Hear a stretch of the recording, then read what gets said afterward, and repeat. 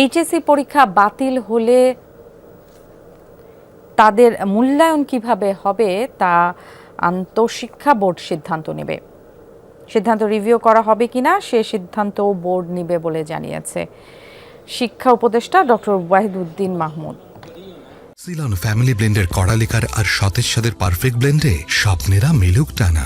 দুপুরে সচিবালয়ে এক ব্রিফিংয়ে তিনি আরও বলেন, সব কলেজ কর্তৃপক্ষের কাছে আবেদন করা হবে যাতে এইচএসসির আগের সারা বছরের সব পরীক্ষার মূল্যায়ন পত্র দিতে পারে। পরবর্তীতে বিশ্ববিদ্যালয়ে ভর্তি পরীক্ষা হবে। তারা ভর্তির সময় কিভাবে মূল্যায়ন করবে তা বিশ্ববিদ্যালয় প্রশাসন সিদ্ধান্ত নেবে। এ সময় তিনি আরও বলেন, শিক্ষা প্রতিষ্ঠানে কাউকে বল প্রয়োগ করে বা অপমান করে সরানো যাবে না। অনিয়ম হলে সরকার দেখে ব্যবস্থা গ্রহণ করবে। শিক্ষা উপদেষ্টা আরও বলেন, সামান্য রাজনৈতিক কারণে অনেকে চাকরিচ্যুত হয়েছে, এমন অভিযোগ হাজারো।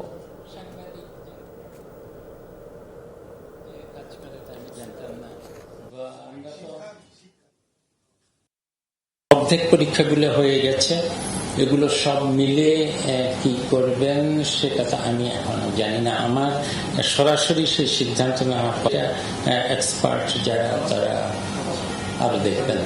বল প্রয়োগ করে শিক্ষকদেরকে সরিয়ে দেওয়া হচ্ছে, সেটা তো অত্যন্ত দৃষ্টিকটু।